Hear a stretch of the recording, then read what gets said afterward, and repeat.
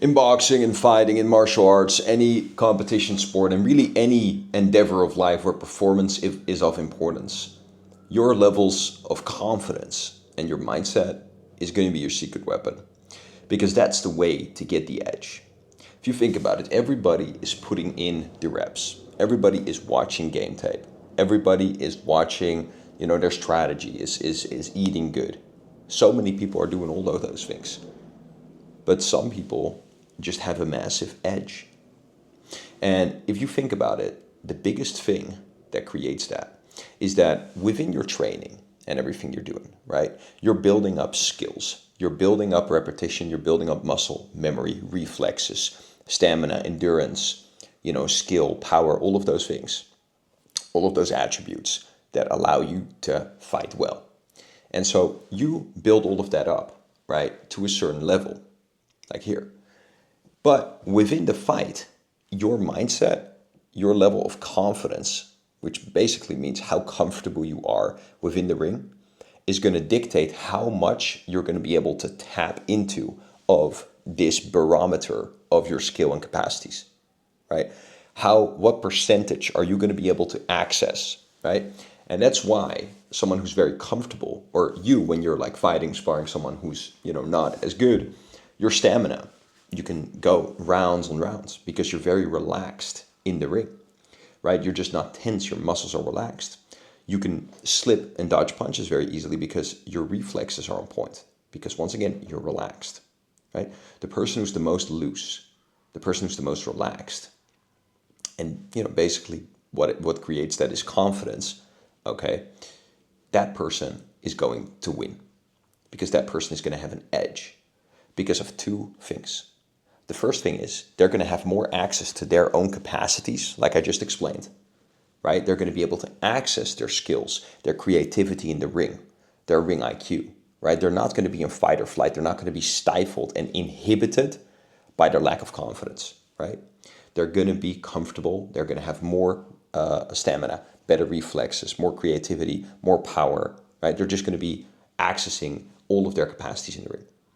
The second part of that, because it's twofold, is that when you are in a ring with two people, right, with one other person, if you are the more confident one, if you are extremely confident, extremely comfortable, etc., it intimidates the other person subconsciously. Mike Tyson always said this, right? The war is won in the mind, and he already knew if he was going to win before they actually started fighting, right? It's in that stare down. It's that psychology of the fight. Because if you have the edge psychologically, then then you have more access to your capacity. But at the same time, the other person has less access to their capacities, right, than they would naturally. So the other person is not just at a normal baseline; they actually go down, right? Because when you're surrounded by a person who's extremely confident in what they're doing and in that environment, then it makes you less confident because we have a survival part of our mind, right? That essentially it basically makes you inferior if someone else is being very superior, right? You don't just stay at the same level. It just brings you down because that's a safety mechanism. It's a mechanism in your mind that, is the strongest part of your mind. It's your subconscious mind, that reptile brain, that you can't control. That part of your mind wants to make you stay safe. And how it does that is by acting and behaving inferior. And this is not very, very clear, right? This is very subcommunicative. It's by having you behave and act inferior when you're around someone who's better than you, who's higher status than you, or who's just better in that environment. And an easy example outside of fighting that I'll give you is like, look, if you compare this, if you've ever been, to a party on a Friday night, a birthday where you know everybody and everybody's kind of on your level, whatever, right? Everybody loves you. You're very confident, you're very charismatic, you have your humor, you have access to all of your capacities, right? But then on Saturday, you go to an event where you're invited and, these are all these people that are richer than you, that are more up than you, whatever. And then, you're just suddenly like not able to be yourself, right? You're not as confident. Your voice is a bit more soft. You're not as funny. You're not able to access your humor and those kinds of things. Well, you're the same fucking person. It's just that environment inhibited your skills and your personality that you did have, but you didn't have access to it. And that's the same thing that happens in the ring. right? So from there, if we now know that it's twofold, it boosts yourself and it, inhibits the other person, then we want to understand and know how to create that confidence, okay? And so that essentially is going to come again from two main elements. And look, guys, I'm a professional hypnotist. People pay me thousands of dollars to help them essentially architect their mind, design their beliefs to be able to do this, right? So if you want to know more about that, then I want you to click the link in the description and you can DM me hypnosis and I'll send you a track that, is going to be customized for you. And I'll send you a little free training as well, okay, alongside that. So that'll help you out a ton. But with that being said, okay, there's two parts to it. So the first part is that we gotta eliminate the downside, okay? And that downside is largely psychological. So what I mean is that to get to a baseline of feeling comfortable and confident, we need to get to a point where there's really no downside to what we're doing, okay? So what I mean is this. Many people go into a fight with a lot of downside, right? Because they're feeling like, oh, if I lose, I'm going to look like an ass, right? It's much more psychological and ego-driven than anything else. So what you want to do in order to do that is you want to get completely comfortable with the worst-case scenario. You want to be completely okay with the worst-case scenario, okay? And how you do that is you visualize the worst-case scenario first. This is where you start, right? And you get completely comfortable with that. So literally, you walk into the room, into the ring. You stumble over the ropes getting into the ring, and then you get knocked out in the first round, and you're completely cooked, right? You look like a fucking idiot your whole career. Get completely okay with that. Start being comfortable with that. Like, that's the worst case. The worst thing that could happen is you could just get fucking sparked in the first round. Okay? So get completely comfortable and okay with that. Accept that scenario. Accept the embarrassment. Accept all of it. Okay? Accept getting hurt. Right? Accept that whole reality. And be okay with that. What that's going to do is it's going to basically make the shift, and this is what you want to remember. It's going to create the shift from, instead of you walking into that ring and walking on a plank, as an analogy, walking on a plank that's sat between two apartment buildings, what we're doing is we're taking that metaphorical plank and we're bringing it down and we're laying it between two chairs instead of in between two fucking apartment buildings. We're lowering the stakes. We're lowering the downside. Because for many of you, when you're walking into that ring, it's like you're walking on a plank that's between two apartment buildings and you're subconsciously thinking, if I fall, it's dying. Right? And I more so mean the psychological death than the physical death. Because, the chance of dying physically, we all know that that's very slim, right? You're going to get hurt and stuff like that. And you want to, accept that physical scenario, but you want to really accept the physical scenario of, even to that point, you want to even accept the physical scenario of dying. I wouldn't say go there psychologically, but generally speaking, it's mainly about that psychological thing, the ego thing of losing. You just don't want to look like an ass. You don't want to be embarrassed. You don't want to lose in front of people and those kinds of things. Okay, so you want to basically accept that all. And then what that's going to do is, because you're okay with that scenario, there's no downside anymore, right? And so if there's no downside, you're just walking on a plank. Visualize this. If you're walking on a plank, sat between two chairs, you're going to be able to walk on that plank, right? You're going to be able to be creative, do a little trick. You're not going to be anxious. You're not going to be in fight or flight. You're going to be completely confident walking over that fucking plank. You can talk at the same time. You can call. You can do whatever the fuck you want, right? You can do a little fucking spin, right? Maybe you even do a fucking handstand on there. Okay, I don't know what the fuck you're up to over there. But with that being said, if I put the same fucking plank between two apartment buildings where it's hundreds of foot up in the air, okay?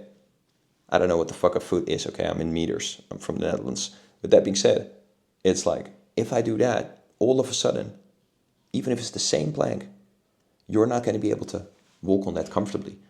You're no way that you're doing no fucking handstands on that thing. You're not going to be called enough in. Even if some fucking girl texts you, bro, you ain't fucking responding to it. Right? You're fucking staying alive because there's a massive downside. You're going to fucking die if you fall. That's what we want to change. So that's the first thing. If we change that psychologically, now there's no downside. So we're completely comfortable because we're okay with whatever happens, right? And that's also what you hear fighters say often. I'm okay with dying tonight. Well, That's fucking acceptance of the downside, all right? So with that being said, that's the first part. The second part, okay, and I'll give you an analogy real quick, right? Because just to make this more clear, I'll give you the example in a different environment. Like, once again, if you go to any social scenario, you want to be extremely confident. The best way to do it is to like get really embarrassed or something, right? Is to like accept, being really embarrassed, accept being like super, you know, getting a lot of social pressure, accept like being completely, embarrassed socially, right? And basically being immune to rejection or whatever, right? Because through that mental process of like being completely okay with rejection, whatever, you're just going to be completely confident because you don't care about the downside. You don't care, right? Because it doesn't exist for you. So again, accept that by visualizing it. And then from there, you want to go into the second thing. The second part of having this uber confidence when you're going into the ring is obviously an expectation of positive outcome, an expectation of winning. Whatever you expect subconsciously, that's what's going to fucking manifest, right? But that doesn't mean that you're at the whim of your expectations. You can monitor or you can design your expectation to be what you need it to be. Now, where does expectation come from? Expectation comes from past references, right? It's essentially a belief system. And so past references can be difficult, right? Because if you're new, then you don't have a ton of positive references, a ton of wins. But with that being said, what you can do is you can visualize those wins, right? There's two ways to do this. Everything's in two fucking ways, guys. I didn't fucking design it. Actually, as a matter of fact, I fucking did. But with that being said, there's two ways to do it. The first way is to obviously, right, the regular thing that everybody kind of already knows in fighting, right? It's to like start low with low challenges, get wins, and then upgrade from there. It's kind of like walking the ladder of self-esteem, right? And you create this winner effect where you start getting dopamine, and you can take on bigger and bigger challenges, right? So you first spar beginners, then you go to a little better people, etc. And then this way, your confidence grows over time. This is the real world kind of way, right?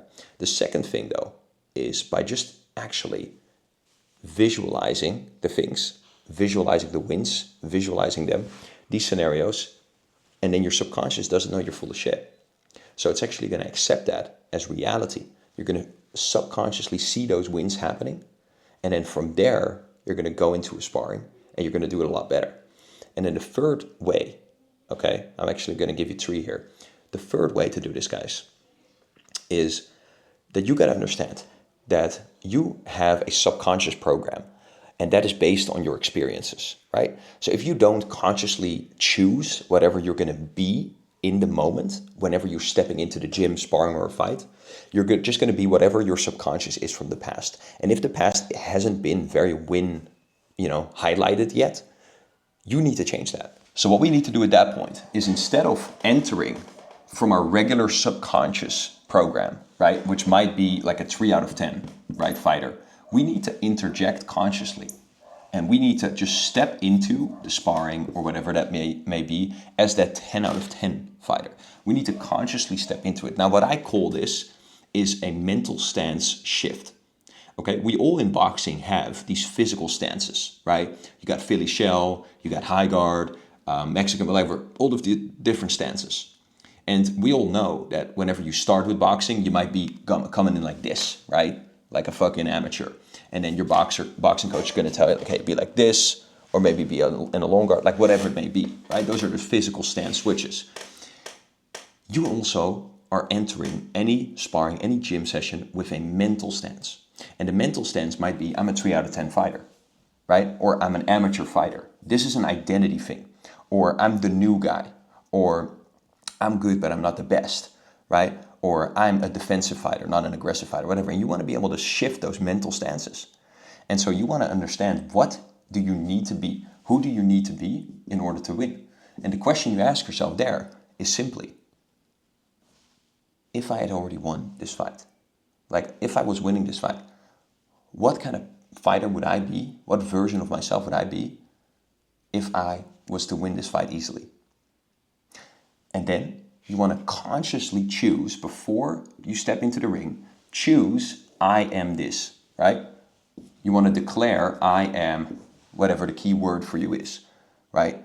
or for many people, it'll be like, many people are kind of like retrieving, right? They're in a mental stance of like retrieval in terms of not getting hurt, not getting hit, whatever. And then you shift that mental stance into I'm an attacker, right? I'm the damager. I'm at the cause. I'm not at the effect of the other person, right? Those are all mental stances. And so you want to shift those mental stances to the person that you know that would win and step into that consciously. And we call this living from, right? You're choosing to live from a new mental stance that you consciously chose. You consciously chose it, right? You didn't go with the subconscious program, because you know whatever the subconscious program has done in the past is what it will create in the future. So you choose a new program to come from. And the way that we then, right, basically the 3 steps to change is: number 1, the awareness of what you currently are. Number 2, the choice of what you need to be for the results that you want, right? And number 3 is the conditioning of that new mental program, mental blueprint, mental stance. How do we condition it? By choosing it over and over and over again. And then it goes into the subconscious, right? And that way, you're going to be able to transform your abilities, to tap into all of the skills that you built during training when it matters. And if you want my personal help to install that for you, because the way to do this faster, guys, than only choosing it again and again and again, is to actually adopt, coaching and hypnosis to be able to get this into your subconscious more quickly, right? To be able to get this into your subconscious permanently, right? To install these kinds of programs as beliefs into your subconscious mind so that you automatically do the things right. You don't have to consciously choose it as much, right? So that's how we condition. If you want my personal help, shoot me a DM on Instagram with the word hypnosis, and then we'll talk from there. I hope this helped already, and I'll talk to you soon.